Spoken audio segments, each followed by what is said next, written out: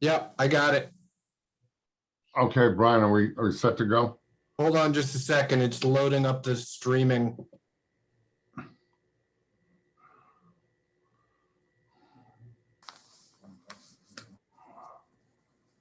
All right.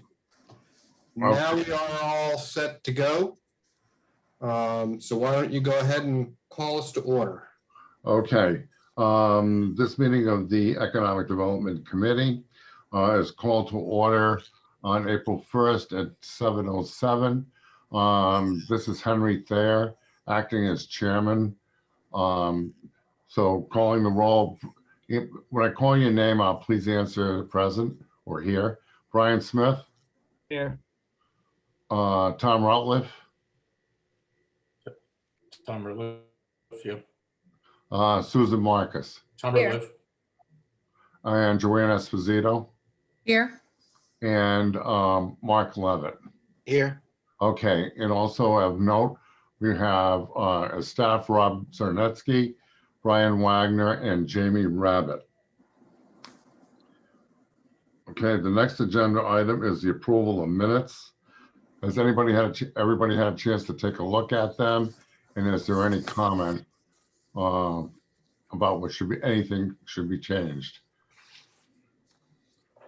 I mean, it's very minor on the February one, just a couple typos in the section 6A, right after Randy Collins, a landscape architect. And the group discussed issued pertaining instead of issues. Just there are a couple of little things. I didn't line them all, but it was, I think just take a look at that paragraph. That's it. Okay. Okay, can I have a motion to approve February 4th draft minutes? So Let's do them together. Do you have, Yes. do you have other comments on the other meetings minutes? Hearing none. Can we do both meetings Yes. together? We Yes. just need the motion to approve both. So whoever's making the motion. I'll make it. I move. Any second? So we have a motion from Joanne Yes.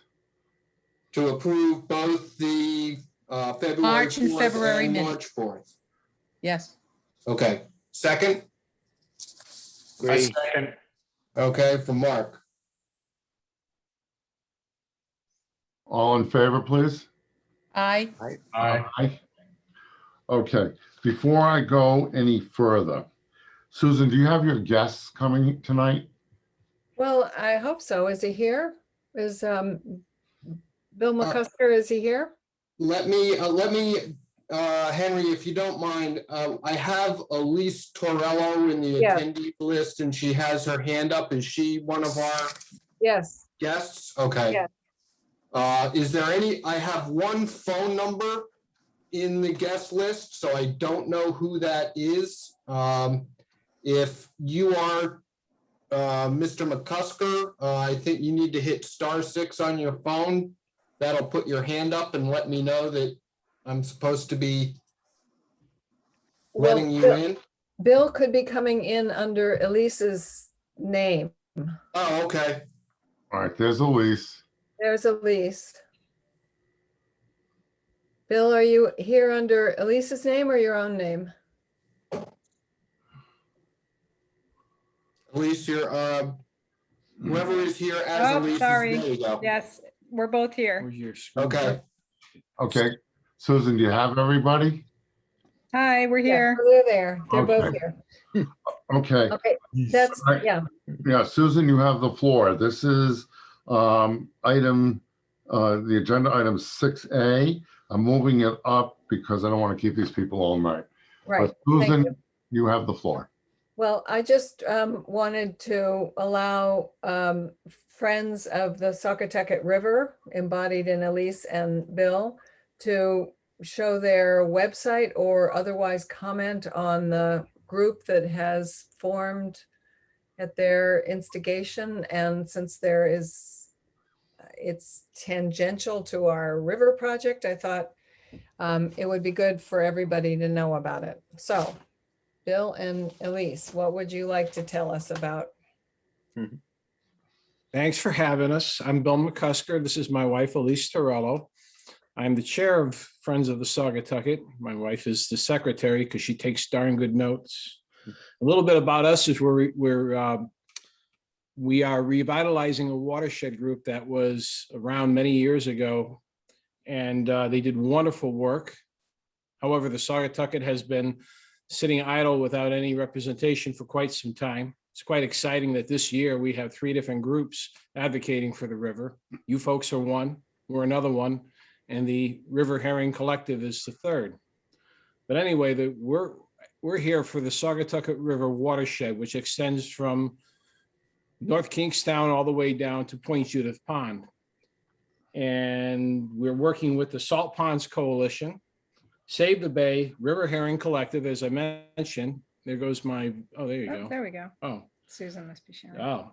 Oh, URI I didn't. Watershed Watch in the Rhode Island Rivers Council. Save the Bay is working with us to put medallions back on the state road in downtown Wakefield and along at the town roads. URI Watershed Watch, we already have 1 site that's being funded. We're looking to have 2 more sites, to have 3 in total on the watershed along the river. And the River Herring Collective with Paul Clappin, and I'm sure you've heard of that group. We're working very closely with working on trying to improve the passageway for the fish, especially up at Palisades. And there's a lot of things outside of just helping the fish go over the dams that we're interested in, and that's to watch for illicit discharge. We've already found that CVS had its own little sewer backup, and through our efforts contacted the town, and the town sent them a notice of violation. And there's invasive species in our pond and our rivers that we have to focus on. Milfoil, the variable milfoil, and the fanwort are 2 of them that's already existing in the pond and the impoundment of the river up above the dam. If we end up with the water chestnut, which is already in Chapman's Pond in Westerly, it's going to be quite costly to keep it out of there. So watching for invasive water plants is super, super, super important. And that's one of the things that we're going to be focusing on the most within the next year or so. So we got a great group of people. We got Mark, we got Susan, and we got a lot of great people. We have Rich Youngkin, who was involved with the old group. And it's going good. It's going strong. We got a river cleanup coming at the end of the month, thanks to the town of South Kingston's rec department for taking our trash. So things are going great. Is there any questions? I don't How know did who- you discover, you guys, go ahead, Susan. I don't know. I was going to say, I don't know who was showing the website. It was, oh, okay, Brian was, okay. I do recommend that everybody go look at the website because Elise did it and it's very nice. Thank you. Right. So Yeah, who had a question? I had a question about the release you mentioned. Was that CVS, the pharmacy? Yes. How was that detected? Well, it was by me. So I spent a lot of years working for the South Kingston Regional Wastewater Treatment Plant, and I kind of can identify an issue. He's got a nose for the finer bouquet. Gotcha. And actually, I found it on 2 events, and I talked to the treatment plant superintendent who confirmed it, and it was CVS. Took a while to handle it, but they did. But where the leak came out of their driveway on the Main Street, went down into the catch basin on Main Street, which in turn that flows to the Indian Run Brook, which goes to the Saugatucket. So it was a small amount, but still, it's important to keep our eyes open for things like that. So this was a release to the stormwater system? Yeah. Yeah. Okay. And the Saugatucket already has a TMDL for bacteria, so we don't need to be adding to it.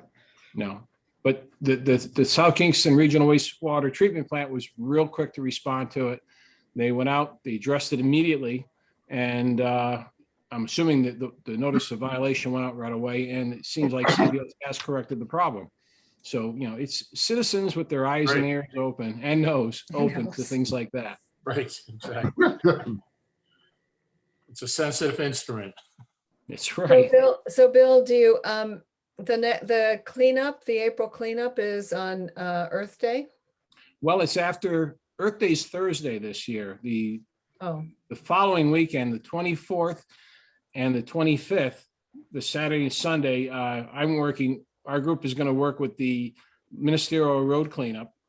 And we're working with the Rex Everly in the Parks Department about taking the trash that we all collect. And then our cleanup, even though we're a river-based group and we're going to base it around the river, there's a lot of sidewalks in town that go through not only by our rivers, but the brooks. You know, you have Rocky Brook, you have Indian Run Brook, those areas there. So we're going to meet at Old Mountain Field that Sunday morning, and we're going to give a list of areas people can go, and through a socially distanced fashion, take garbage bags, pick up trash, leave the bags on the side of the road.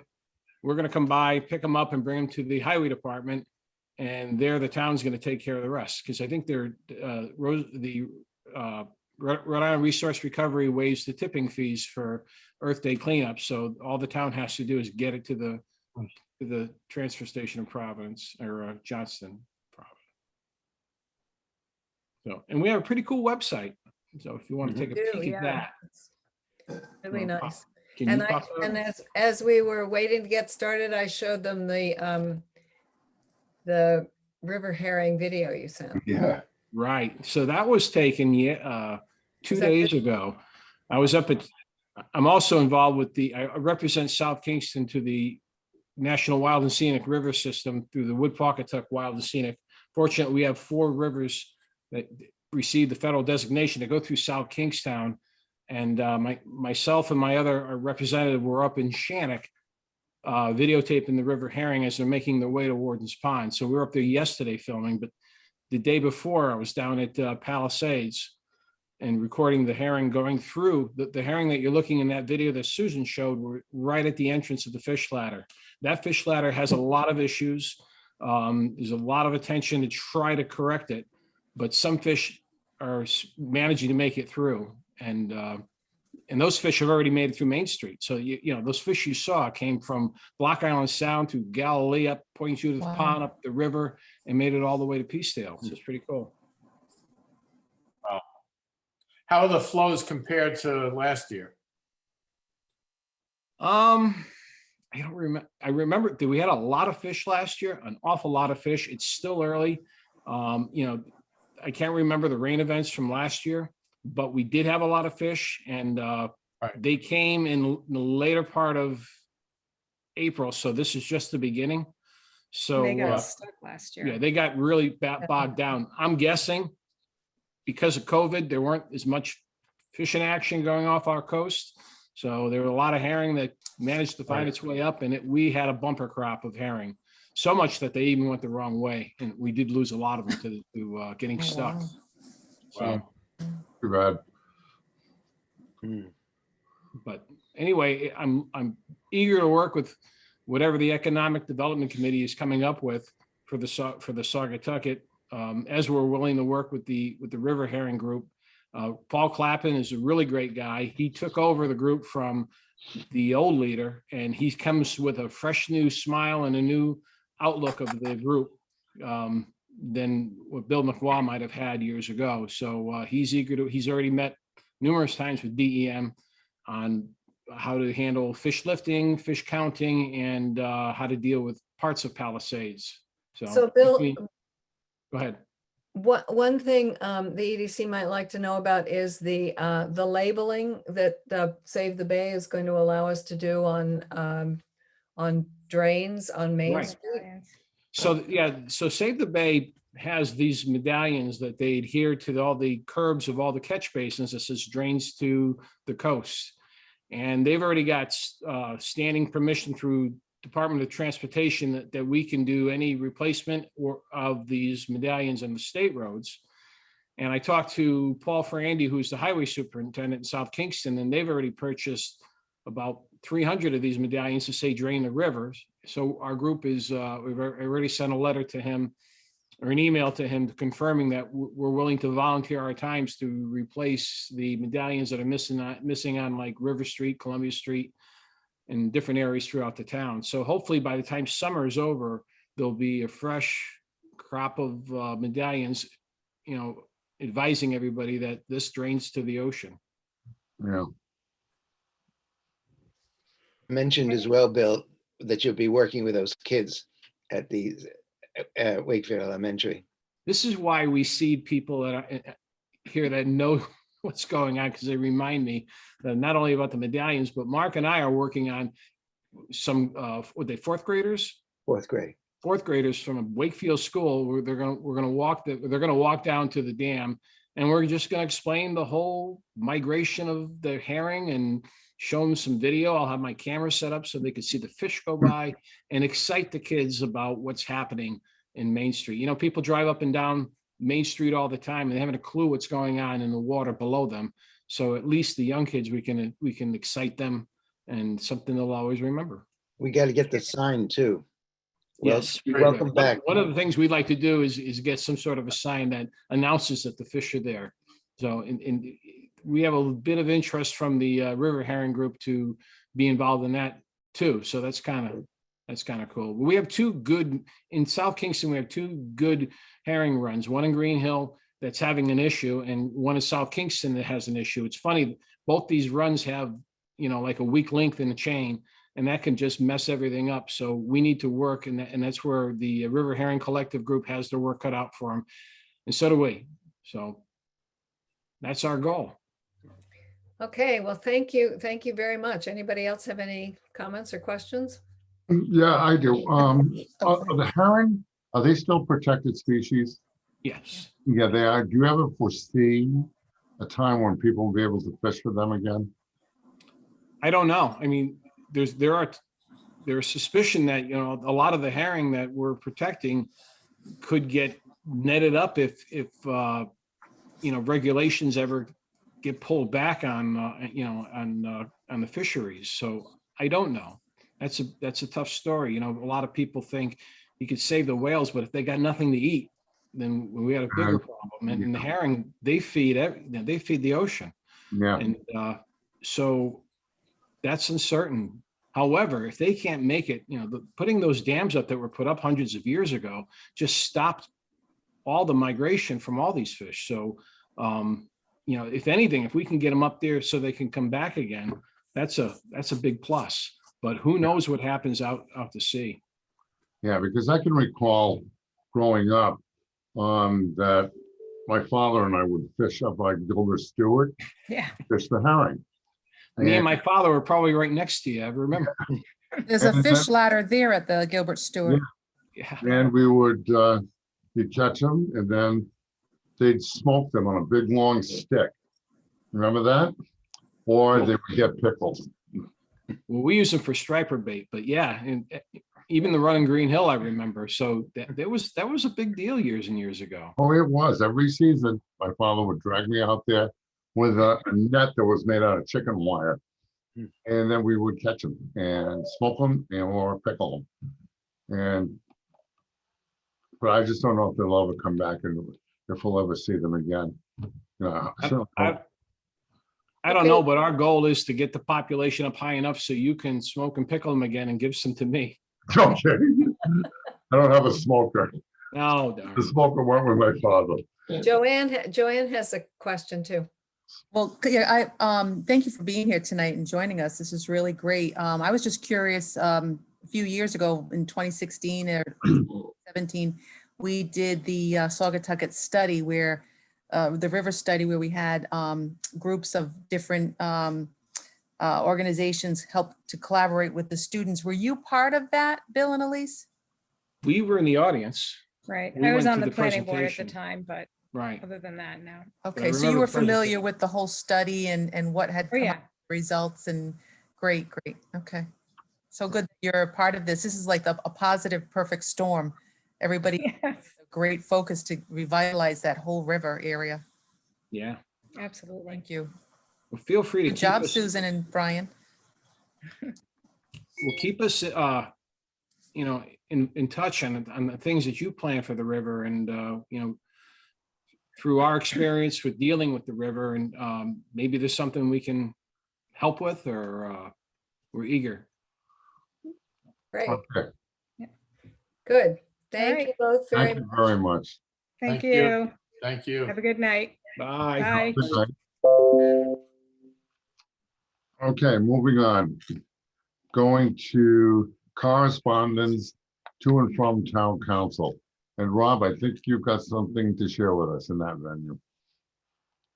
Sure. The letters that were sent to the town council were received by the town council, approved the establishment of a subcommittee for the Saugatucket Park study analysis. So that subcommittee is now one that this committee can establish. And the second correspondence, a letter regarding the establishment of a 300 anniversary committee is currently being sort of researched by staff. We're going to make a recommendation to the council about how that committee ought to be established. They want the committee established. They just want to get some guidance on how to design that committee. Yeah. Brian, did you get that data that I burnt on that CE, that CD? I do have that data. Yeah. So I can make that available to Rob or whoever is on his staff group to work on that. Okay, and Joanne, you have it also. Joanne, you're on mute. I'm mute. No, There you go. sorry about that. You did a great job, Henry. I actually really just got to look at it the other day, so sorry about that. That's But, okay. yeah, the fonts on a lot of them were really small. But the one that I thought was really important and for Rob and the media as we go forward is I think it was February 26th. I think, Brian, you were the one, Wagner, you were wondering what year and what day or something. But it was February 26th in 1723, where we broke away from North Kingstown and formed the town. So certainly we have to look at the calendar for what February 26th lies on in 2023 and maybe have something anyway. Okay, So Henry and Yes. Rob, is this committee that the town council is putting together, they want to know something about the form? Can they also have our recommendation for how to populate it? I think that that's what they're planning to do. I think that this is a committee of the town council. They feel fully apprised of the need for the committee. They thank the Economic Development Committee for drawing their attention to the need for the establishment of a committee. But I think the town council is, prepared to establish a committee. I'm sure that if anyone wants to make recommendations to the town council, they will consider them. But, I think that at this point, they've got it. They understand that they need to set this committee up and they will do so. Well, I just think we have a really qualified person in Joanne, and so I'm just wondering whether, Yes. Sure. So they will certainly be advertising for membership on this committee, as is their standard practice for all committees. And, everyone is typically open and the invitation is open to everybody. I don't know that they're going to be sort of pre-selecting before the normal invitation to submit applications. And Susan, if you look at the letter, I did reference the historical work that Henry did and Joanne's background and experience in event planning in the letter to the town council. So they're aware of that should they decide to go in that direction. I'm curious, has a budget been established or is it just too early for that? Yeah, it's too early for that. But I would encourage anyone who does have a particular interest to make sure that they let the council know about that. I don't mean to suggest, Susan, that they've said no to anything. They're simply going to proceed the diligence that they typically show when establishing a committee. Okay. One of the things that I wasn't sure about is, this month at work has been really busy, but just because of commencement now in person for the college ceremonies and everything. But I didn't know if it would be helpful to draft not so much names, but categories of the different components of the town that should probably be included, or you feel like they're all set working on it, you don't need my input on that, because the reason I ask is because I've been asked to put up the centennial for the URI's College of Business, and it's almost like, when you're doing something, it's a good batch. I figured I could do one document and go along with both for tricentennial and a centennial. So I don't know, if I start mixing up words centennial and tricentennial, you'll know why. But the College of Business is in 2023 as well. So it's kind of funny how that all worked Yeah. out. So I think. Just let me know how I can help, because, I just gave Maling Ibrahimpur, the dean, a whole list of the affiliations that should probably be included. And, from media to different college represented in that. And now I'm kind of drafting ideas for initial planning, where you look at, in addition to the committee, you want to look at initial plans considering commemorations. Is there something that you want to, almost like the Saugatucket River, we were saying, what big plan can you do now to commemorate then? What funding do you have? And so those kind of details that you kind of have to lay out early, initial plan, not so much the events. That kind of comes later. You want to hold events, but first you have to look at budget and any type of commemorations, forming an app maybe for the town and all the different events, and who's going to create that, who's going to write the provide like history information, including someone from the Times or the South County Independent to be on it, and their involvement. So kind of like fortunately, I already saw Brian Cardini when I was doing the COVID testing. I had to, watch him do his swabbing there, and said, "Oh, Brian, before you leave, do you think the URI marching band might be able to be in the towns if we do a parade?" So he's like, "Oh, sure, Joanne, just let me." So as long as it's in the fall, I said, "Yes, we can probably do something in the fall. We'll work with you." So I'm sure we can, get URI involved, and I can always ask Kelly Mahoney, our Executive Director of External Relations, how she wants URI involved. So I can sit on things and wait, or I can start kind of getting thoughts together. So you tell me what you want me to do. So I think it makes sense for you to put together, an outline or some sort of correspondence to the town council and share it with them. They're looking for input. You're a wealth of knowledge. I'm sure that they would appreciate your insights and perspective before they've established the committee. And certainly that sets you up for membership on the committee, because that you've put some thought into this. Yeah, I'd be happy to. Joanne, you could organize my centennial if you'd like. Ooh. Mark.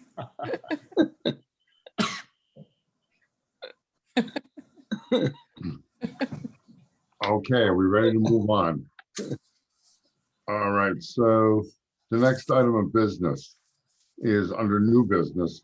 And Rob, I'm going to give you the floor again. This is COVID relief funding. So this is interesting.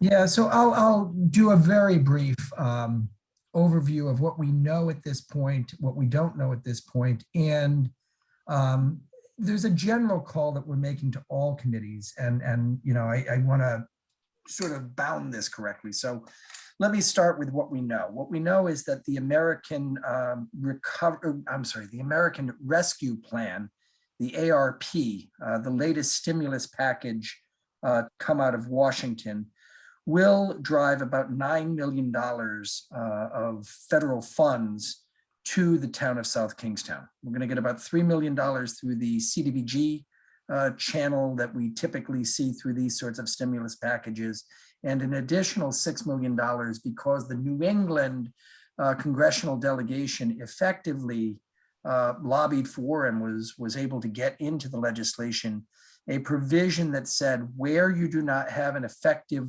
county government, the monies will be proportionately distributed to the municipalities that constitute the geographic area in the counties. So for New England, that's a big deal because we historically were not getting county monies because we don't have county government.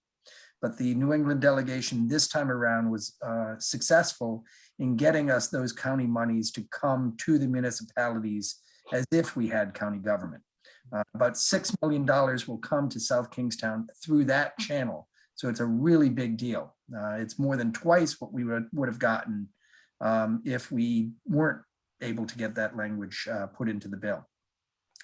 So we've got about $9 million. We're gonna have that coming in 2 tranches. The first this year, maybe late May, maybe June of this year is what we're hearing.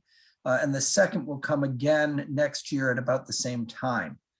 So we've probably got about $5 million coming this year, and $4.5 or $5 million coming next year. The monies seem to be very broadly available to municipalities. The Treasury Department is writing the regulations. We do not expect that the Treasury Department will have the regulations out until about May 9th or 10th. But what the language of the bill implies is that this will be money available for almost anything, is my read of the legislation. Some other folks have taken a narrower view of things. We'll see what the Treasury Department does. I used to write this sort of legislation for members of Congress and senators. To me, it feels like the broadest possible language one could get through the US Senate anyway. So my sense is that it's going to be very broadly interpreted by the Treasury Department, and we're going to have a lot of discretion in how these monies are spent. So that means, we've got projects that we should be putting onto a wish list. We need to develop a list of the things that we think we could do that would improve the community. The intent of the legislation was to move money into the economy as quickly as possible, to facilitate development, to facilitate the recovery of American businesses, to do good works, but it really is about stimulating the economy. So one of the things that I've been talking about in discussing this with our staff is I want to spend the money 3 times before it leaves town.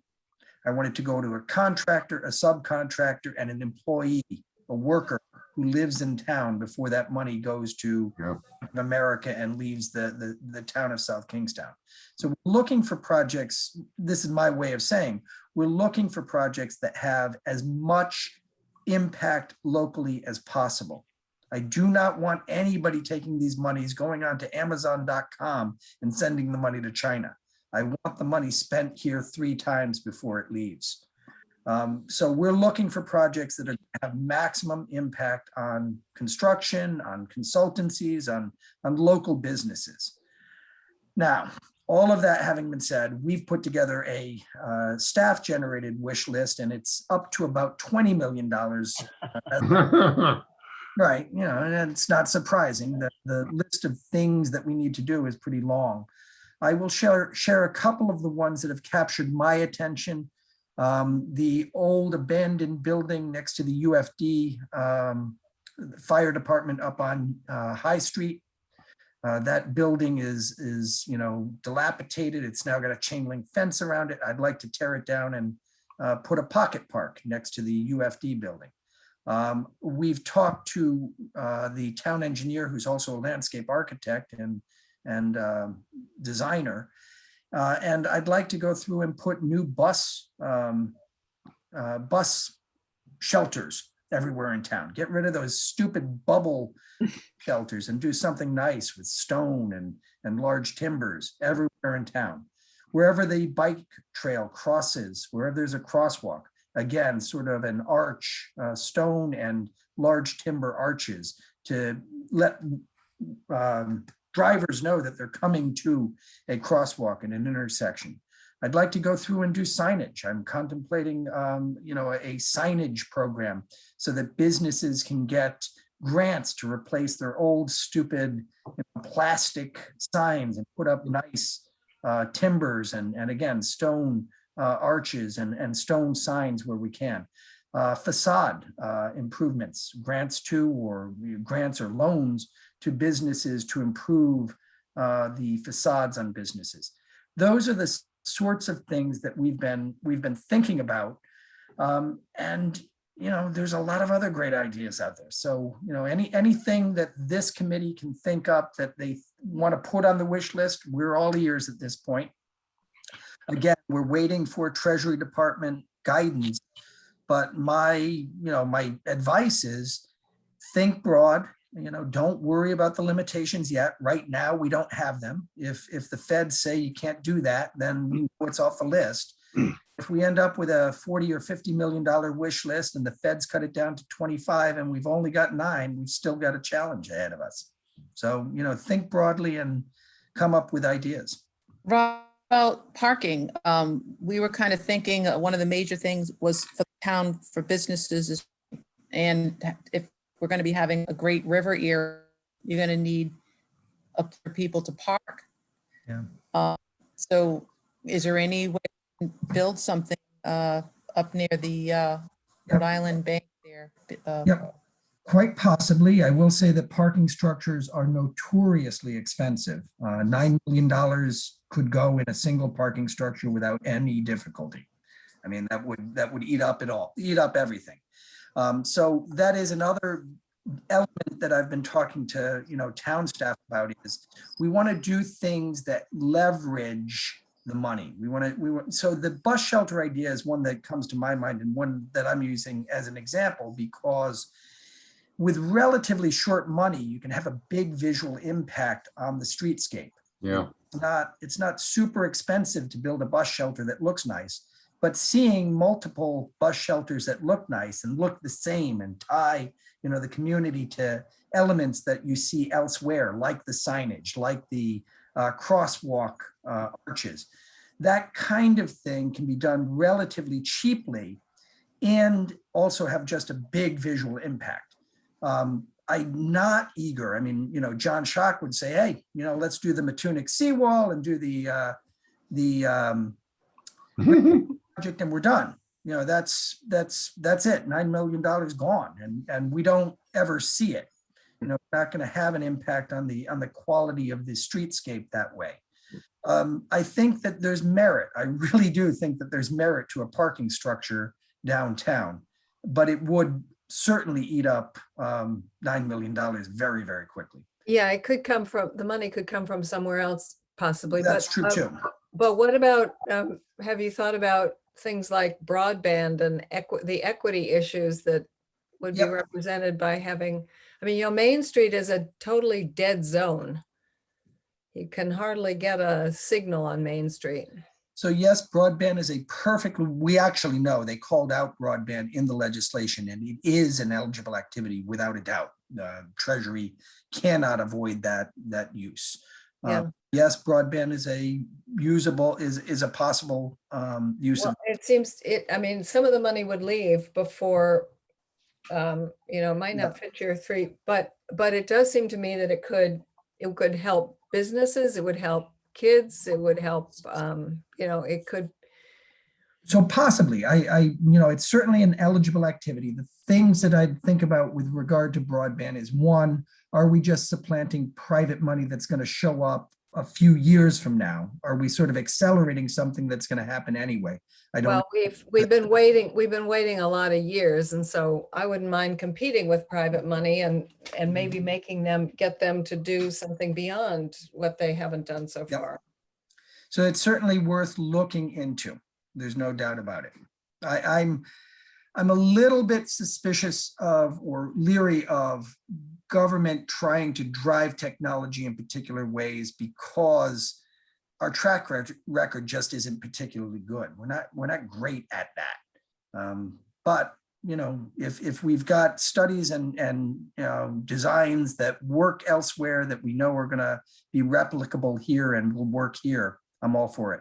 Well, we do know from people who have looked at this that broadband can be a very important thing for businesses and for educational institutions and whatever. So, well, yeah, but it's the URI institution, yes.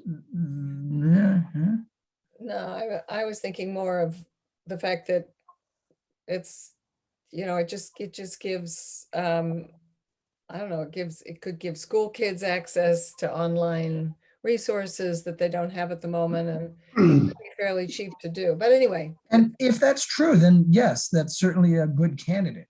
We've got a one-to-one policy in the public schools here. Every kid's got a device, and we've got good access in public places. The schools have got good internet connectivity. Where we don't have good broadband, I think, and you know, I'm beyond my knowledge on this to some extent, but where I think we have a problem is when you get into some homes in town. There's not good access. And yes, we could do broadband probably under this legislation, broadband to private homes. Is that the thing we should be doing? I don't, you know, again, this is a broader convesion than There's significant funds earmarked for this next pending legislation specifically for Or broadband. broadband, yeah. yeah, that it could be that'll be in an infrastructure bill or something. Right. Yeah, It's the a- president, if there's an infrastructure bill. I mean, the proposed $2 billion infrastructure bill for this week. God, you know, I'd love to see it because we need the infrastructure, but two administrations have tried, and it's not easy. It's Right. not an easy thing to do. yeah. But the president in his speech in Pittsburgh, I think it was yesterday or maybe the day before, specifically called out broadband. We're Right. trying to put broadband in everybody's house in the country. And if the infrastructure bill funds it, or will fund it, then we're all set, you know, as far as that's concerned. Now, I certainly hope the federal infrastructure bill funds it, because it gives us more money to work with. My thought about the $9 million is essentially this. This is a once in a lifetime opportunity, and it really is. We do not see $9 million of federal money with few strings, and that's yet to be seen, but it looks to me like it's going to be relatively few strings. We don't see that very often. And we've got a lot of little things that we've talked about in South Kingstown and every other community in the country, but we've got a lot of little things that we've talked about, signage, and which when added together have a pretty big price tag. We could spend $9 million on little things that we've been talking about for a long time and really have a big impact on the aesthetics of the community. And for a community that relies heavily on tourism, for a community that is in competition with the East Greenwiches of the world, that matters. And this really is the best chance we've got to sort of gussy up the place, I guess. You know, that's sort of the way to think about it. Okay. Well, one thing that I think we should do though is, you know, when Larry and I talked about this earlier this week, I certainly would like people, if they could, between now and the next meeting, think up some, whatever ideas that you have. You can email them to me or to Larry or to Rob. And then when we come to the next meeting, we'll have, you know, sort of a shopping list or brainstorming session on what we could potentially do. So if you, hopefully you have the time, because April is a busy month, to come up with some ideas and put them in an email. Can we also, what happened to our interest in putting together some recommendations for the town about ways to do things for COVID insurance policies for this coming summer, like things like take it outside and, you know, is the town, I know last time we were told the town is thinking about that. Can we hear from the town what they're talking about? Sure. So the take it outside stuff, the authority to continue to serve alcohol in particular outside of your normal service area and outside of your building was extended by the town council to September 8th or 9th to just after Labor Day at their meeting. So that authority continues. In terms of take it outside grant monies, The last of those monies were expended by the state back at the end of the fall. We were successful in getting 4/10 with the last of the monies that were distributed by the state.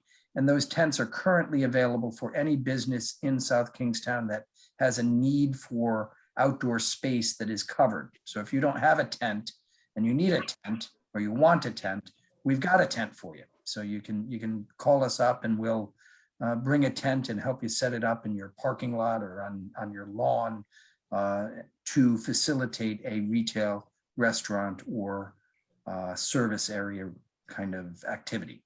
So those are the things that are currently in place. In terms of insurance, we've not had any discussion about. No, I meant insurance in the lowercase sense of I see. insuring. Gotcha. Yeah, I didn't Yep. mean insurance in another. Well, so I mean, I continue to want to get the town to think about putting down some, changing Main Street. So we put down some things in the road on Main Street to extend, say, starting at Calf Bar and then doing El Fuego and then Phil's and then Brickley. Right. And we put So- some, what do you call those things that they put Decks, yeah, little decks or platforms. Into, yeah, and just put them out in the road Yep. and. So it's a great idea. We approached the State Department of Transportation, which owns Yeah, Street. Main Street is a state highway. It's not a local. right, I know. They weren't real enthusiastic about I'm it. sure they weren't because they're Last year. run by a 1950s bully. And more than that, the restaurants and the retail facilities were not all that excited. When we had this conversation last year, it was not something that the folks on Main Street got excited about. The retailers themselves were not saying, oh, yes, we really need this. They were very cold about the How idea. do they- And have we talked to them about it this year? See, it seems to me No. it's a thing that communities all around the country are doing, and it turns out people love it. They walk on Yes. the streets more, they drive on the streets less, they drive slower on the streets, so they're, and We had numerous examples. We had shown folks, yeah, we had meetings, we had, photographs from, everywhere from Halifax to places, Burlington, Vermont. There were a number of examples that we showed folks. It just didn't seem to be one that again, the folks who are in the business of providing services on Main Street were all that excited about. They were much more excited about going behind the buildings where they knew, they had space and could serve customers. okay. I can't, trying to force business Yeah, no, you don't want to do on a road that the state doesn't want to authorize us to do it. It's a tough road to hoe there. I think it's a great idea. I've seen it, when I first saw it, 15, 20 years ago in Halifax, Nova Scotia, I thought, this is awesome. This is a great idea. It's brilliant. Yeah, it's just not one that folks seem to be excited about. And it has been done here. We've seen it in Rhode Island apparently as well. We just haven't got anybody who wants to really go there right now. Okay. I mean, I'm all for opening that conversation again, but last time we had that discussion, it was not something folks wanted to pick up on. Rob, is there any chance of taking Main Street and instead of having parking on both sides of the street? I remember my cousins in Kansas, everybody parked on one side. And so we could take that space and possibly make one or both of the sidewalks a little wider. I don't know if that worked or if they looked at anything like that. It used to be that way, You can do Joanne. that kind of thing even as a sort of, you don't have to actually physically completely change it. You can just block it out with some pallets or something, and then people get to see how they like it. Yep. And every place they do it, people like it. So I think you're exactly right. I mean, I think that everywhere where you increase pedestrian friendly environments, retail thrives. I think that's right. Yeah. However, it takes more than it simply being a good idea for it to succeed. This is a kind of thing that would require sort of the merchants to be pushing. It would require, it requires something more. Again, if this were a town road, we could experiment, but it's not. We've got to convince the State Department of Transportation that they should allow us to experiment with what for them right now is a low maintenance pavement. They don't have to worry about it a whole lot. We introduce things that are going to cause them to, deal with new challenges. We've increased their work. We've changed, the. Yeah, but I am totally over protecting DOT from any. I'm not talking about protecting DOT. I'm talking about trying to convince DOT to allow us to do something on their property that they have no incentive or no good reason to allow. Yeah, I'm starting a get rid of the existing DOT management campaign. Okay, I hope it's recorded. it is. Yep. And live streamed. Rob, I just wanted to mention on that, that what Susan's mentioning is tactical urbanism. And I have a meeting next week with statewide planning with Meredith Brady and Roberta, to kind of talk about how flexible DOT is or would be to certain different ideas. So I check next week and I plan it. So. Yeah, I think the key to these things, Susan, is always being smart about how you try to attack. And I think that's exactly the right word, how you attack, recalcitrant organizations that have fallen into habits need to be shaken from those habits. And just shaking hard doesn't always work. Sometimes you have to shake in the right cadence, and you have to shake at the right time. Well, it's a going nowhere idea if the businesses on Main Street aren't interested in it. That's actually, I think you're exactly right. I mean, but I have a strong suspicion that whenever I hear, well, we asked them last year, and I want to go back. But let's go back over and look at who the businesses on Main Street are. The lumber store is not going to gain anything by having bump outs there, and they're not going to care about that. And then you go down the road, and the frame shop probably doesn't care a whole lot. And you walk the street, and you begin to see the business model only, the bump out thing only works for. Right. It works. Well, it would work for Brickley's and for Phil's and for El Fuego and for the Calf Bar and for whoever comes in to marry McMurtry. It would work. And that's the best thing. It's not the whole street. It's a few places, and then you can still park. That's right. I don't disagree with you at all, but we've just rattled off 5 names. That's all you need. You don't need more than 5. Okay. When we work on the street, you only need 5. To make it work in the bureaucracy, you've only got 5 names. When we had those block parties, and we got 5. When we had the block parties, Rob, have you been here for any of the block parties since you've been? I have, yeah. Okay, because those are pretty well attended, and they create that ambiance of just a nice old town feeling, and especially for the tricentennial, we're going to want to be wanting to do that probably starting in April, going all the way through October. Every single weekend, we should do something like that. So you've heard me closed off, and we have a plan. Yep, you've heard me critique the idea of using the tricentennial as a leverage point for some things, but this actually may be a place where the tricentennial might be a good leverage point. Go right. and use it. We've got our tricentennial coming up. Yeah.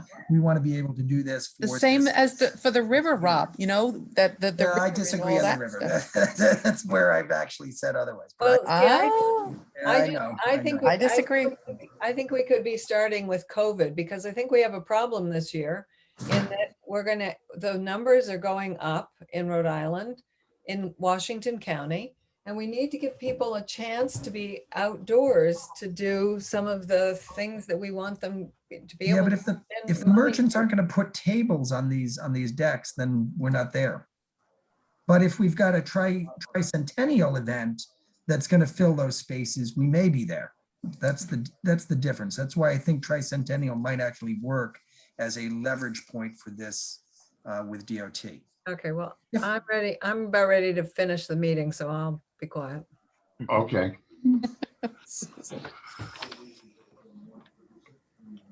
Are we ready to move on?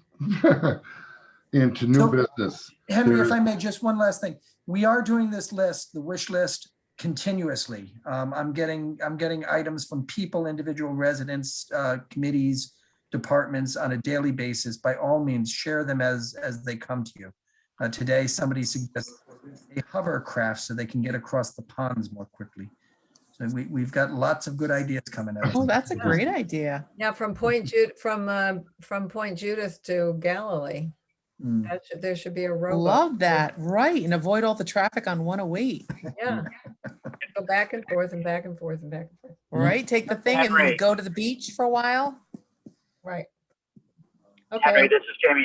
I know you asked your committee members to send those things in. If you could establish like a deadline of maybe a week before the next regularly scheduled meeting, and those get forwarded to me, we'll take it upon staff to try and categorize those and put them into some sense of silos, and then send that out to the committee members before the meeting, maybe just before the meeting or the day of the meeting, but to advance the discussion. If that's Okay. something you would like us to do for you. Yeah. Good idea, Jamie. Item 6A, the URI Saugatuck Design Project. Do we have anything additional on that subject? yeah, can you Sure. share my screen? Yeah. We have had Rex Eberly sitting in the Oh. attendees list waiting for this, so I'm gonna promote him as well. Good.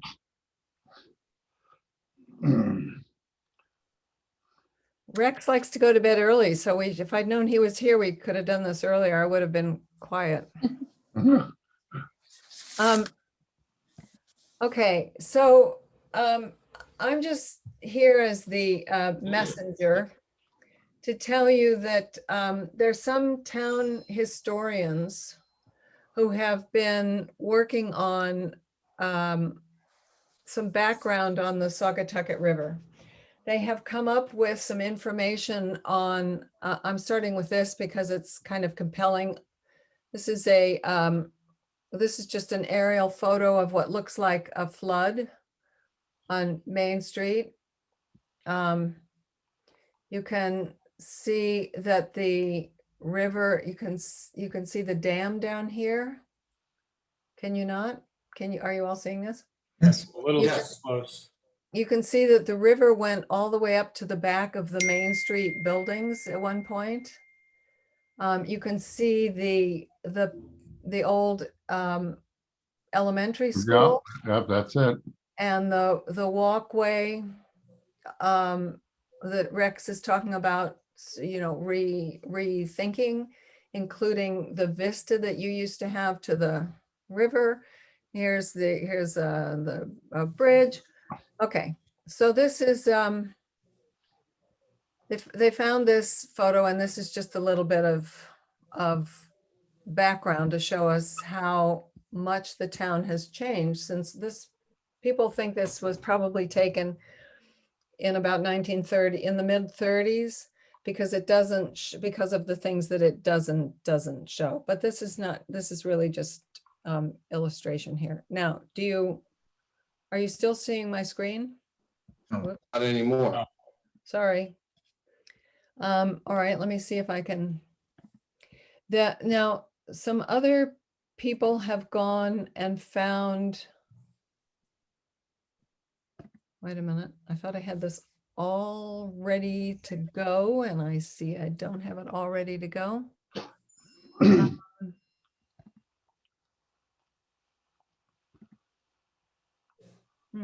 Oh, okay, wait a minute.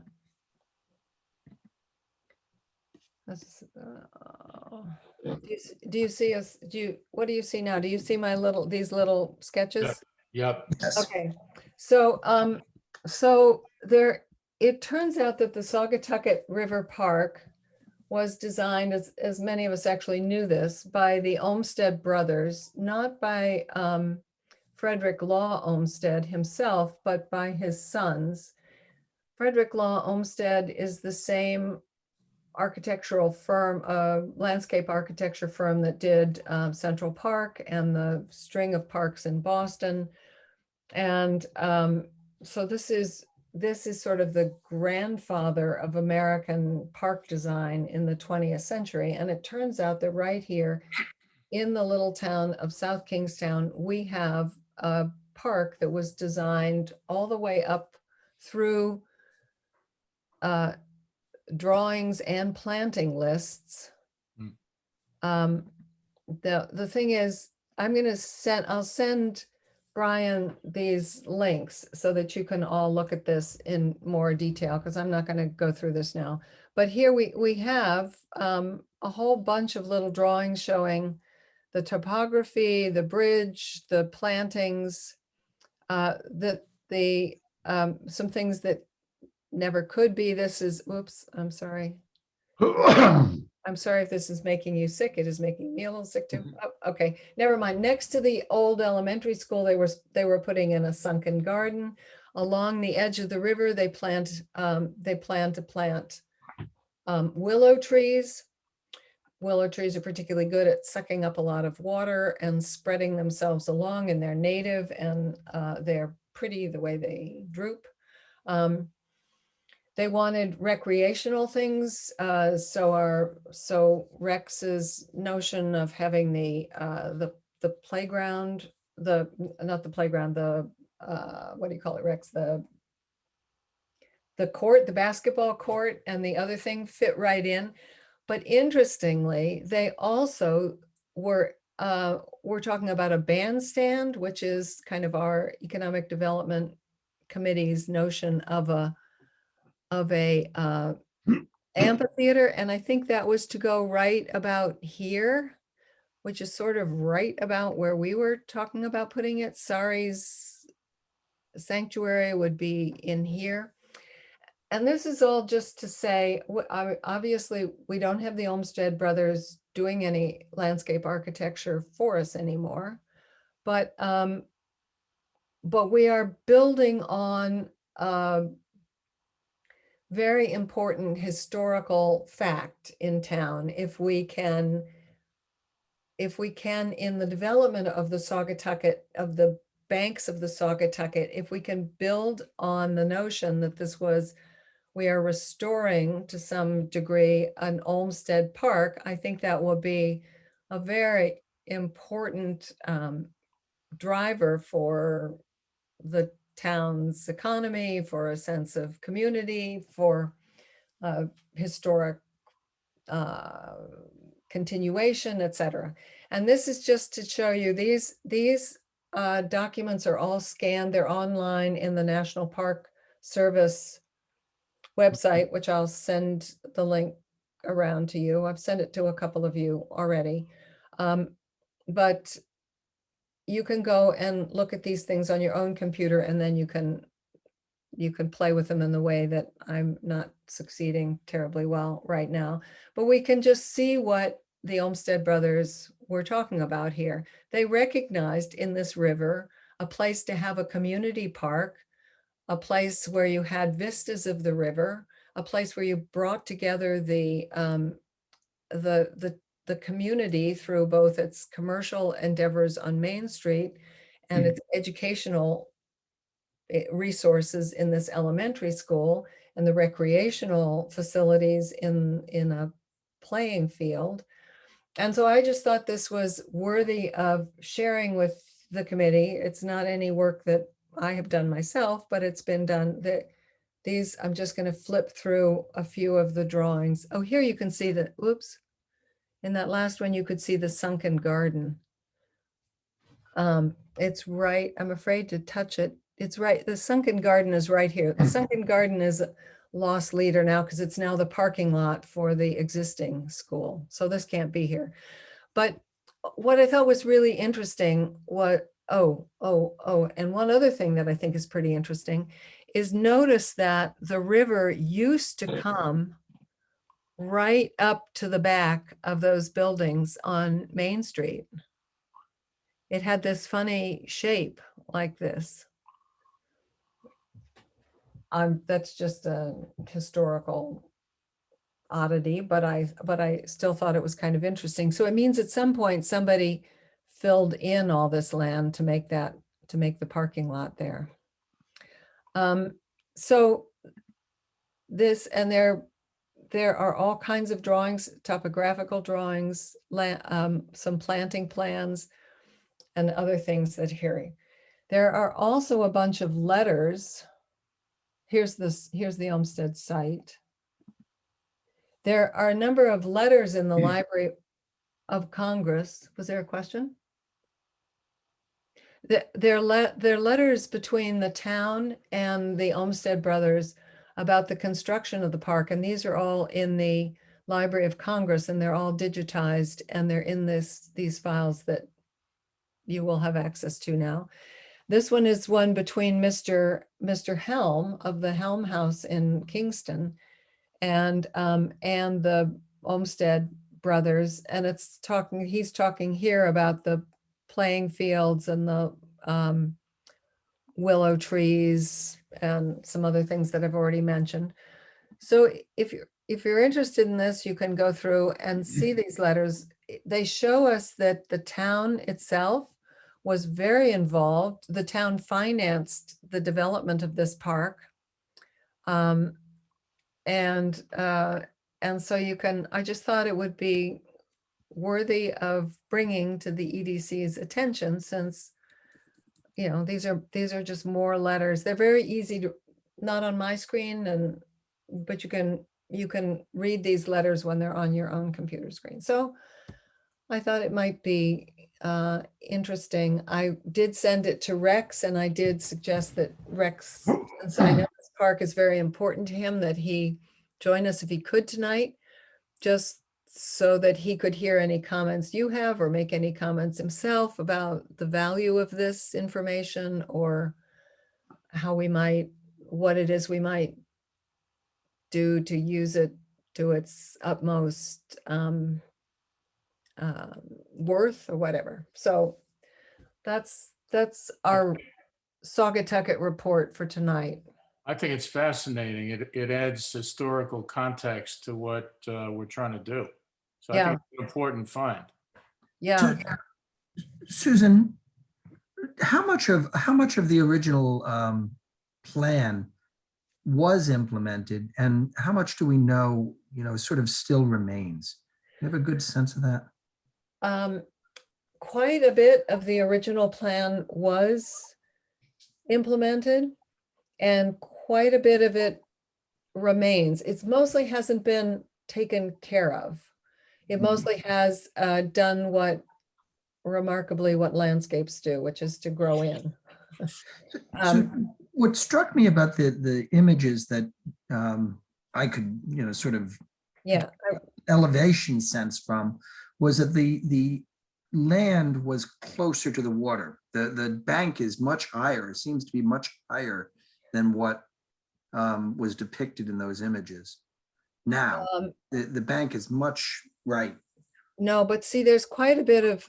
There is still quite a bit there. That's is that 5 feet or 10? Wait a minute. I think it's 2 feet, but that's a pretty significant elevation change. Yeah, it is. No, I think you would find that there is, this is something that might be fun to do with Rex at some point, but we've got we have a little bit of, we know some of the trees that were there in the 30s. I think we know something about some of the plants that were intended for planting in this park. And it might be fun just to sort of have a what do you call it? A treasure hunt, to go out and see whether we could match up the existing tree. there are some,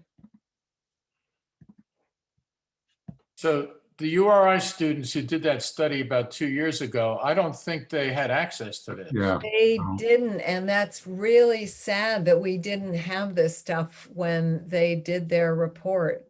Yeah. There was a general notion, several people in town knew the park was an Olmsted Park. Hmm.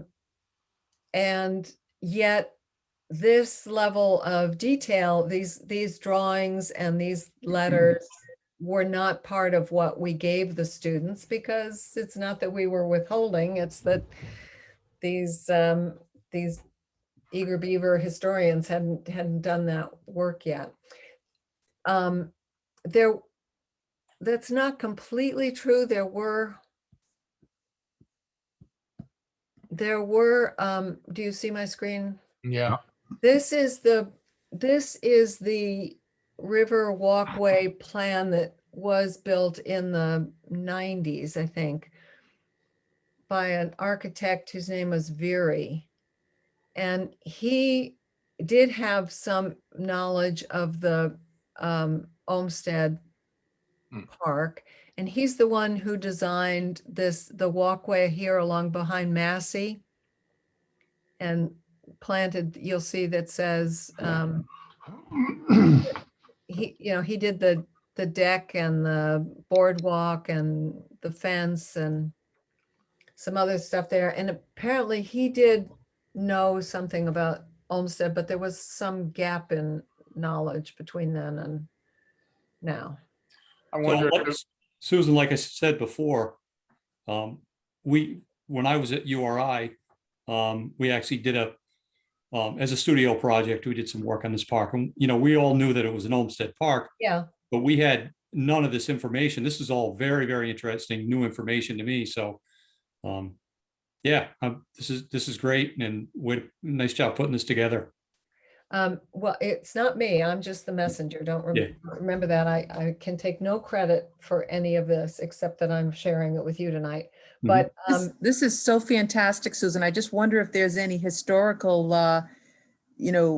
grants for building on historical plans, such as someone who even crafted for the Central Park in New York, something in historical preservations or something. well, there is, I don't know, there is an idea in town.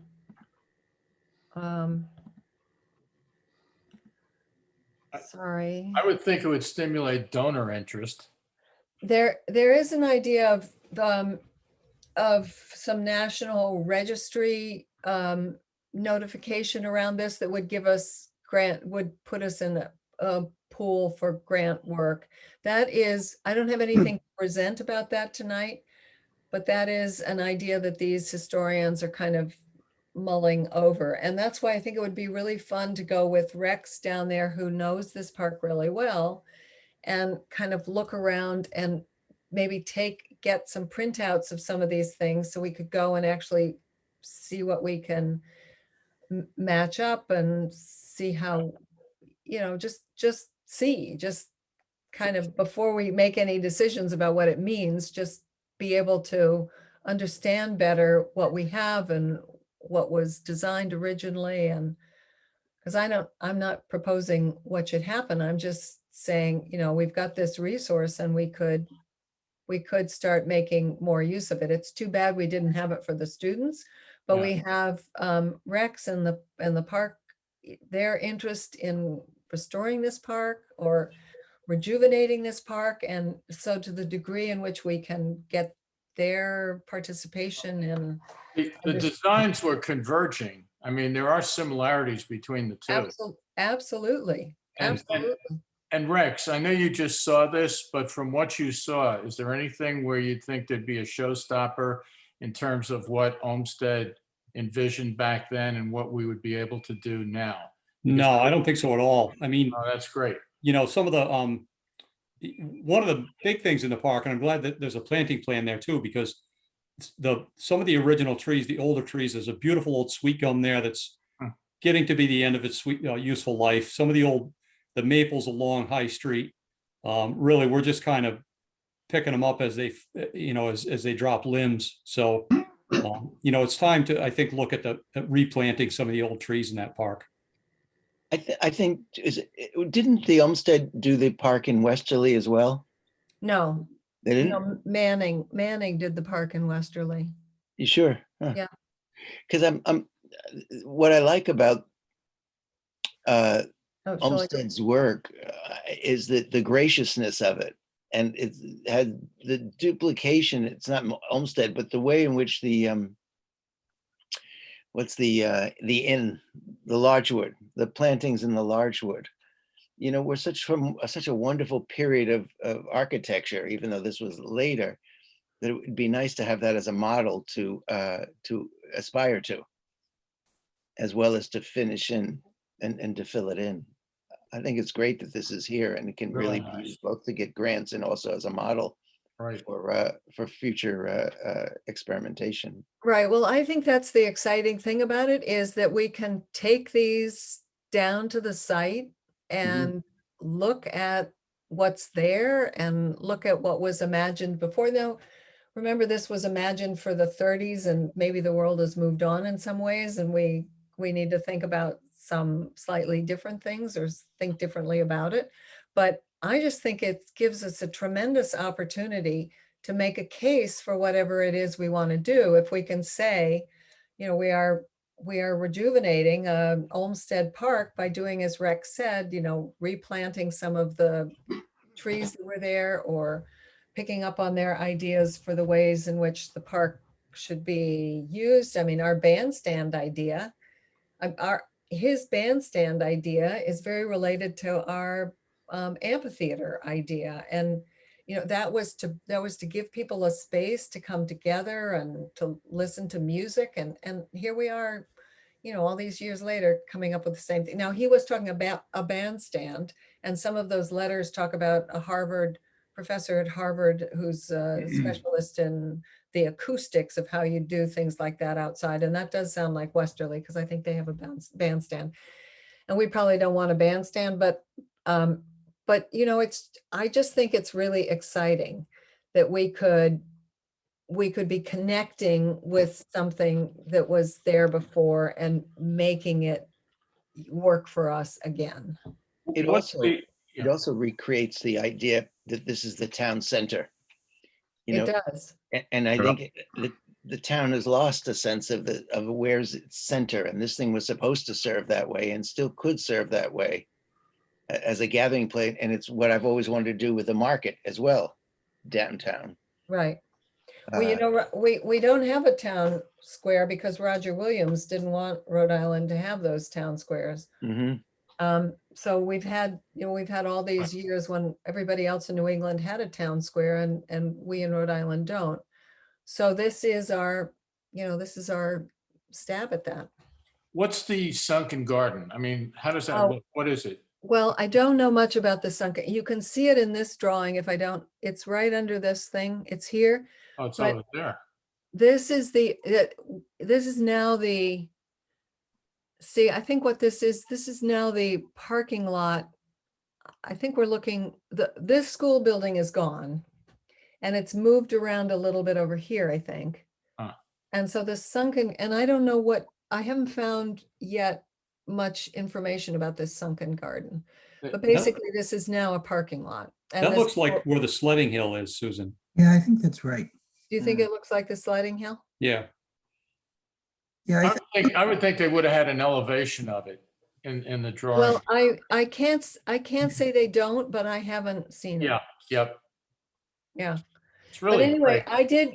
Rex is not seeing this for the first time, because I got very excited and I sent this to Rex when I invited him to come to the meeting. But he hasn't probably had enough time to kind of Sure. cogitate on how to use it. But I do think that we've now been formed by the town council to have a little subcommittee to talk about these things. Is that right? yes. So, so I think this is one of the things that little subcommittee ought to be thinking about, while the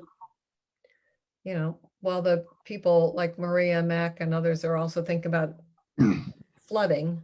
We could start we could start with the park and just kind of be thinking about what's there and what would we like to have there. And So it sounds like the next step is to get the subcommittee, get a meeting with the subcommittee to go out to the park and maybe have a copy of this with us as a visual and do a walk around as maybe a first meeting with Yeah. Randy Collins and the subcommittee. yeah, I think that does sound good. Do you have to include anybody who in the veterans group? Because was there any designation about changing it up in any way? The Because- Veterans Memorial is mentioned in health. It's on the drawing. It's there. So the Veterans Monument was part of the homestead. I don't know whether that specific one, but a Veterans Monument was part of the original. So going forward with planning though, do we need to include them in your meetings to some degree or get their input, Susan? You know what I mean? I don't know who that would be, but I think we could just, start with those of us who are kind of willing to go dig around on the ground down there for a little bit, but because we don't have anything we're proposing at the moment. We just need to do, I think we need to do some exploration and have a think among ourselves to have some suggestions that we would make to the people who would be decision makers about this. That's my sense. The people that are up in URI doing some design now, some conceptual design, do they have access to this? Yes, I had, I sent it to Maria and asked her to send it on. Got it. Okay, So good. I sent it to Rex and Terry. I sent it to my colleague, Brian Smith. I sent it to Joanne because she's our graduate from this program, although we're going to try and keep her in the loop here. And now I'm sharing it tonight with you. So that's Nice. where it's been. So just a couple of thoughts about how you proceed. So the council did authorize the Economic Development Committee to establish a subcommittee for the purpose of investigating the redevelopment of Saugatucket Park. I think its understanding was that the Economic Development Subcommittee would be focused primarily on the economic dimension of that. I do think that you are, when you're talking about the redesign of a park, very much in the wheelhouse of the Recreation Commission, and you need to keep them very close as you go forward. And I do think that it makes sense to invite the VFW. Tiger Patrick is the point of contact to participate, even in very preliminary investigations, because it does affect something that is the veterans community. Okay. You've got to just proceed to make sure, in a way that you make sure you keep those parties of interest involved and informed. Well, I definitely think, I mean, I'm bringing this to the EDC, but I definitely think this is a Parks and Recreation spearheading thing here. It's just that I'm the one, it came to me. And so that's why I sent it on to Rex and Terry, because I agree about that. The EDC subcommittee can have members, sort of ad hoc members or members who are Good, adjunct members. good. Who aren't going to be voting members, obviously, because they haven't been appointed by the council, but you can invite a Tiger Patrick and members of the other boards and commissions to participate. Okay. I think that would be good. Yeah. Well, as I say, I had sent this to Rex and Terry, and we did say in our emails back and forth that it's time to get this subcommittee doing something, and I'm glad to hear Rex thinks it would be fun to do sort of a scavenger hunt to just to see what's there, just look around. So anyway, that's the Saugatucket River report for today. Nice. Okay. Very nice, Susan. Can I ask a quick question here, just from a procedural standpoint? So we now have official town council approval to create a subcommittee, do we now have to have a formal vote from the EDC to create that subcommittee? Rob?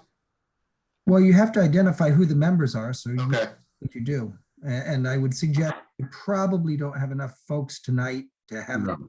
vote, but, and it's also, well, you could, I mean, you've probably noticed it as, and possible action, but it seems to me that you ought to probably wait to your next meeting in order to decide who your members are. I agree. That's up to the committee, but you're just a bare quorum tonight. Did Rex leave? No, I'm still here. Oh, okay. Yeah, so I guess at this point, we need to wait until we have a defined subcommittee before we can set a meeting date. Well, but can we just go wander around and look? If we can do that, Yeah. Well, what's wrong with that? yeah. It's a public park. right, Public yeah, park. nothing prevents you from doing that, so long as you don't have a quorum of either the rec commission or the EDC there.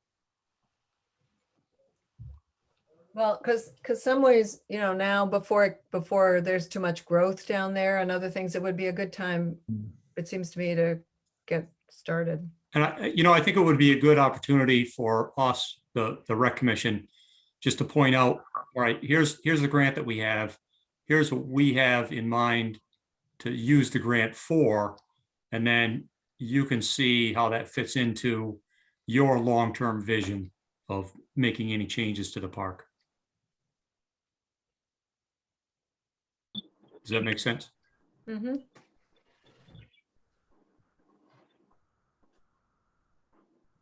So is that the end of our discussion then tonight for this? Because if we're not going to vote on a committee member, we could let Rex go to bed. Thank you very much, Rex, for coming tonight. Thanks, Rex. Not quite. I've got another half an hour. Oh, Yeah, no, thank you. So we'll, at this point, I guess, we'll wait until after the next meeting, but actually Terry and I can talk tomorrow and we can bounce emails back and forth as to when we can get together in the park sometime soon. okay. Okay, yeah. Great, Thank good. you. Rex, would you Thank do me a favor? Let me know. I'd like to walk with you. Absolutely, yes. Cool. Yeah. Thanks. Yeah, Okay. thanks for having me and Rex, thank you so much. Thank you so much for coming. very Thank you. interesting stuff tonight. So Yeah, thanks for having me. excellent. Okay, folks, can we move on to 6B, the South Kingstown business data? I'm going to have to go, everybody, All right, good night, Mark. in the middle of the night. So I wanted to make So sure long. he's okay. Okay, But thank you, everybody, and keep me abreast what happens the rest of the meeting. We'll talk soon. okay. Okay, thank you. Thank you. My pleasure. Bye-bye. Good night. Henry, with regard to 6B, since that was Jay's baby, maybe we just table that to the next Yes, I meeting, agree. unless anybody else has input on that. Now, the only input I have is I had a chance to look at your work that you did, and you did a great job of normalizing that data, to make it so you can manipulate it. Oh, thank you. Fantastic job. And I'd love Jay to be into the discussion. I've been playing around with the data, creating a Microsoft Access database and using these as tables in the database. And the data is normalized, it's clear, it's easy to manipulate, and we should be able to produce some good information, at least on the SMART committee. So moving on to 6C, COVID-19 related business issues. And this is related to the pandemic. So just a question, Rob, do you have any information? What's going on at the Schneider Electric inoculation facility or whatever it is? Yep. It's a fully up and running state run by the Army National Guard vaccination center. It is a facility that is available to anyone in the state of Rhode Island who signs up for a vaccine and chooses that location, that center for the vaccination. They've been up and running since Saturday of last week. And that's really, that's what I know. That's what it is. Okay. One of the issues is that I was on the phone with the Department of Health today, and they're hoping to get a ramp up of vaccine. Because if you go into any of these facilities, like I had my second shot last Tuesday, and when I went in there, it just seemed like nobody was there. And there were all sorts of boats that people, National Guardsmen wandering around. And so when I talked to the Department of Health, they said it's a function of how many doses Rhode Island is getting. We have the infrastructure. There's no question about it, but we just don't have the doses as of yet. So I would suggest one element is a little bit different than that. We have the infrastructure, except that we've probably maxed out many of our volunteers. We have definitely had difficulty finding qualified pharmacists and medical personnel to actually put shots in the arms, because it's a relatively small community and those folks have been doing it for a number of months now. So with the regional centers, we were running into volunteer staffing challenges at South Road and other places around the state. And in fact, the Snyder Electric facility was about a week late in getting up and running, in part because they were trying to find volunteers to serve the facilities. So What I noticed at the human the infrastructure, Civic less so. Center when I was there, the people that were doing the inoculating were from Kentucky. Yeah. Yeah, they were from There you go. FEMA. Yeah. Just as an information, I had mine, both shots over at South County Hospital. It was absolutely flawless. I couldn't, Yeah. there was nothing I could even point out that they could have done better. It was perfect. Yeah. Has everybody had both their shots yet? No, not yet. Oh, no. Well, as soon as you can. Okay. Item D, monthly update on local business development. And we've got something, looking at the bottom. Is there any new news on Shepherd's Run, or is that still in a pending state? No, that project's up and running. They're doing Good. the planting of vineyards now. They've done interior restoration to the building. They're hoping to have events in June. Wow. They're actually hoping to have senior proms there at the end of the school year. So when I write in the plan stage pending, that means that we have received a completed preliminary plan application and it's pending before the planning board. We did have one hearing with the planning board on Shepherd's Run. And the applicant was asked to go back and provide a little bit more detail on some of his plans, particularly with regard to some landscaping, drainage and parking information for the facility. So the preliminary plan is still pending a decision from the planning board. Okay. Brian, is there a contact up there you can talk to? Like if you want to plan an event up there now? I can ask. I'm not sure that they're advertising for events at this point, but I can inquire. Ryan, Yeah. Harry, this is Jamie. If you Google Shepherd's Yeah, you'll find them. Run, they do have an event planner on staff right now. So Okay. they are, showing people the property and looking to book events. They're being conservative on their bookings because they're still in the permitting process, but they are entertaining conversations. Fantastic. Because So I'll get yeah. we'll send you a direct link to them. Okay, Jamie, I appreciate that because I'm in a quandary right now. My high school, which is South Kingstown High School, We were supposed to have our 50th anniversary last year. We had to cancel it because of COVID. And we're in a position now where we said we're going to postpone it for a year, but we're looking for a venue. And a lot of the venues that we had thought about, they don't know where they are yet as far as COVID, whether they're going to be inside or outside. So we're looking for a venue for approximately 150 people. That's how many people we think will come that were in my class. The class only had about 175, and a number of us has passed away. So, all right.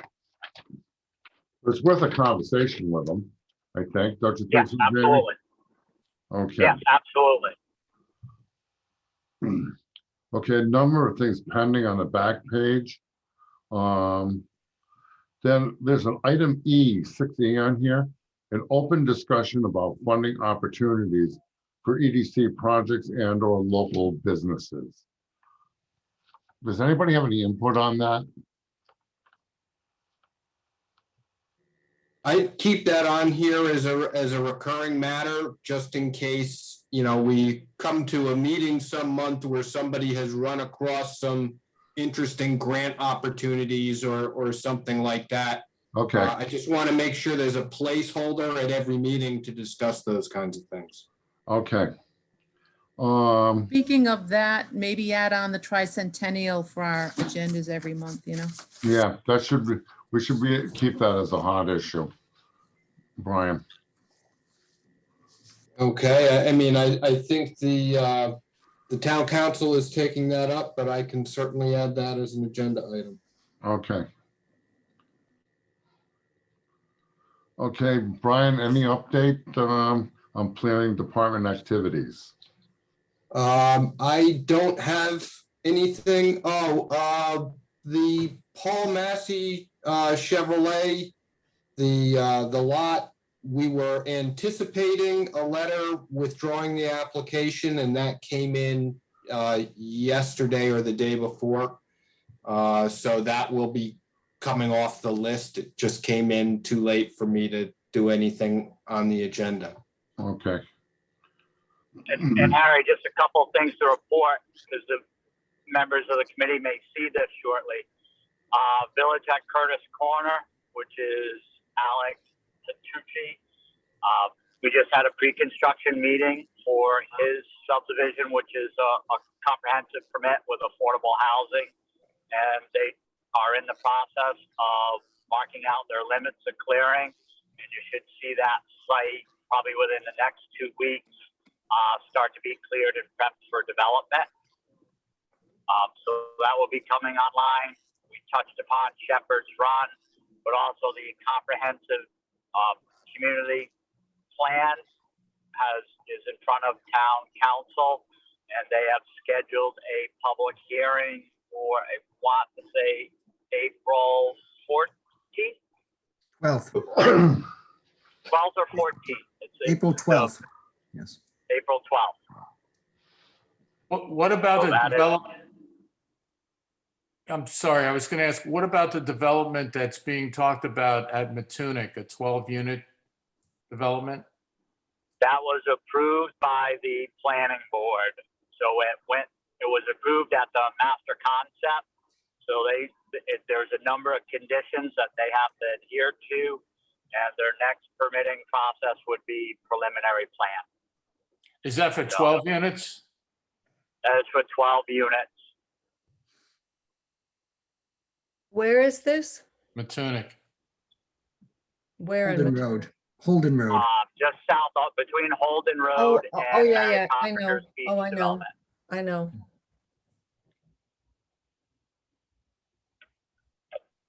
Okay, before we adjourn, I just had one other thing, Jamie. I guess we should probably also mention that we've been tracking some action down at Lavender Waves with some work going on down there. We are aware of it, and we are keeping an eye on it. Yeah. The building official is also, the zoning official is also aware of it, and NOV has either issued or is possibly going to issue. Okay. there was a correspondence sent to them with regards to their need to pull a permit for erosion sedimentation control for land clearing activity that occurred and excavation and grading. Speaking of Matunic Beach, what's going to happen to the link between the East Matunic Beach and Ocean Avenue? I don't know.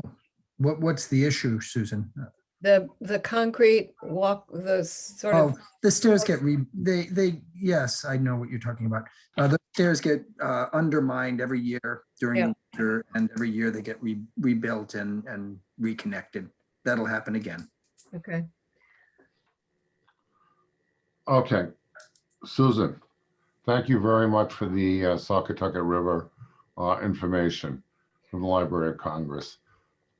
And when I was looking at at least the aerial photography, I think that was taken from a blimp, but I'm not really sure. Yeah, quite probably it was. Yeah, and I think a lot of those projects sort of went by the wayside with the 1938 hurricane and also with World War II, and they just never got resurrected. But supplanting some of that stuff on what we're planning now, we've got a real opportunity to do something really beautiful down there. Yeah. Well, and I think the link to an original design by Olmsted is a pretty remarkable thing for. Yeah, it really is. Spectacular. You know, and item 8, the next meeting is Thursday, May 6th. If there are any agenda items, please send them, and we'll get Brian to put them on the agenda. And the interesting part about the May 6th meeting, it'll be 2 days after the big tuna bond issue is voted on in Right. town. So I'm telling everybody, please, May 4th is coming up. Make sure that you vote.